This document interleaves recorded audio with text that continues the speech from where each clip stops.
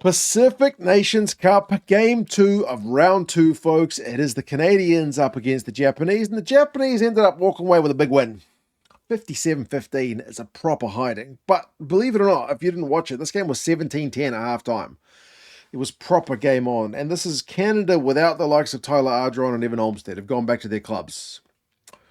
So Japan get the job done. The final 20 minutes, look at all these tries: 60, 64, 74, 78, 84. There's a lot of tries at the end of the game. But Canada did pretty well to hang on.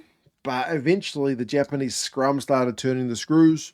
And once they got their passing game going, Japan, they were able to find space. They were executing nice line-out moves and whatnot. But we'll go over some of the key events and the stats, and you guys can let us know your thoughts.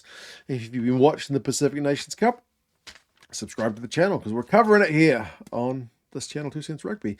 Japan were ambitious early. Line out move, trying to run out their own half, and phase. They end up with a 5-meter scrum attacking the Canadian line. They end up getting a free kick. Fakatava, the number 8, taps it. He used to be a lock, that fella, for Japan, but he's playing in the back row now. Taps and powers over. They are on the board within 3 minutes. The Japanese 7 points to 0. And then they get themselves a penalty not too long later.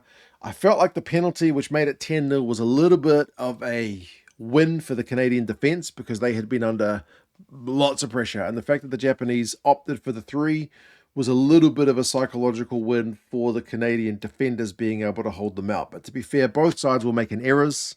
The Canadian kicking game, pass back into the 22, kick it out on the full outside their own 22, errors that you can't be making against one of the favorites of the Pacific Nations Cup. And Japan just knocking on a few too many balls. They would have liked to have been a lot more clinical in that opening period, the Japanese. So 10-point lead though. Can't complain, but the Canadians go to the maul. First one didn't work. Second one did. Parry, their blindside flanker, was able to go over. When in doubt, go to the maul, man. And it worked for them. So 10 points to 7. You've survived all that pressure. You've only conceded 10. One of your first chances down the opposition's end. It's 20 minutes in, but you've been struggling for territory. Get that maul going. Get the backs into that maul. Try time Canada, 10 points to 7. And the Japanese have been conceding penalties. Too many penalties to the point they were getting yellow card warned. Canada putting up some high balls, getting the fullback to chase. O'Leary, he did really well. And when Japan conceded another penalty, the Canadians slotted it, so got it back to 10 each, which is not the way the script was supposed to be going. Then worse for Japan, they continue conceding penalties, and Ratuba, not long later, gets himself yellow carded. But what can Canada do with the extra man? Can they punish? You can see by the scoreboard the answer is no. But can they punish the Japanese for getting that yellow card? Can they take the game by the scruff of the neck? Well, clearly no, which is unfortunate. I feel like it's a game changer.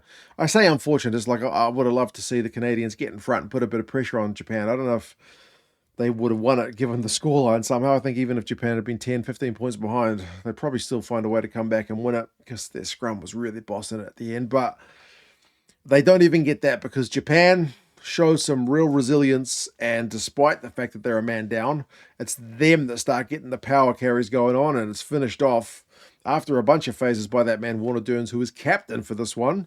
He was pretty outstanding on the carry. 17 points to 10. He busts over for a try. 7-point lead at halftime for Japan. Japan's had 57% territory, 52% possession, 3 line breaks to 1.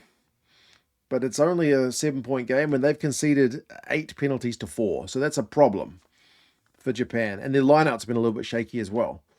But they do improve in the second half. The second half, the Canadians opted for the maul again when they had a chance, when Japan again conceded a penalty, but held out that time. Canada were holding on for a wee while. Defense was able to turn over the Japanese attack, which was lacking that kind of punch through. But again, you look at the whiteboard, you can see they did find that punch eventually. They get a 50-22 not too long later. It did put them on the verge, you feel like, of finally cracking the Canadian defense open, and they finally got that quick ball, the offloading game. I think it was Sam Green with one of the offloads that kept the ball alive to get around that Canadian defense, and Fakatava is able to go over for a second. 24-10 is suddenly looking a lot more comfortable from them. Warner Dearns busting through tackles from the restart as well, leading from the front. That got them territory from the restart, which gets them Again, a big scrum after a Canadian lineout error, wide ball. Sam Green is able to get a try after the Canadian defense shoots up, and again, they go around it. So 29 points to 10. Japan, from here on, really do click.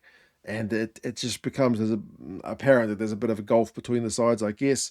They were really getting the punch forward. I mean, they were getting dominant carries. The backs were finding space, 5 meter line out, and they even got themselves a maul try of their own. Gunter was able to get that one, 36-10. The Canadians did kind of hold out for a wee while, but then Osada was able to get one again after the backs were starting to find some space through that slick passing game, which was keeping the ball alive quickly. Green with the assist, 43-10. They had a nice line-out set play, did the Japanese, where Ishida finished it off after Sato, the replacement hooker, had kind of straightened at the back of the line-out.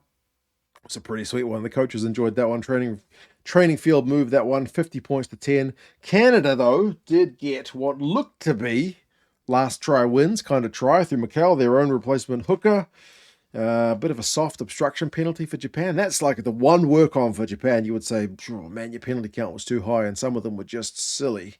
Like obstruction from the restart's unnecessary. Man, a try time Canada, 50 points to 7 from a maul. 50 points to 15. But yeah, Canada with a high tackle meant they gave Japan one last throw of the dice, and Japan did take it 8 phases with advantage. Try time, there was some nice power, there was some nice steps, like the Japanese replacement hooker was putting a step in game on. They had offloads. It was good stuff, and Ishida off his wing is able to finish that one off for his second as well. Final stats, I mean, the possession and territory are with Japan, 56% possession, 51% territory. But, I mean, the key ones for them, line breaks, 10-1. The defenders beaten, or if you flip it, the missed tackles is a crazy one. Japan had 18 defenders beaten. Canada had 2. 2 is maybe the lowest I have ever seen. Maybe. That's a 98% tackle completion rate for Japan.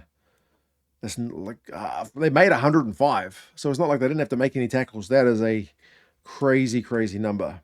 They did concede 13 penalties to 7, though. Like, honestly, with the difference in the world rankings and the whatnot between these sides, Japan shouldn't be conceding almost double the penalties of Canada. So that's the big old work on for them, but the breakdown work was good.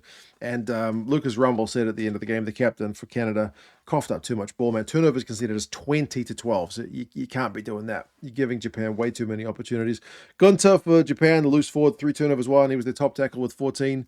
Outstanding shift from him. Rumble, Canadian captain, 17 tackles from him. Also had a close moment to some handbags, but not quite. No pushing and shoving.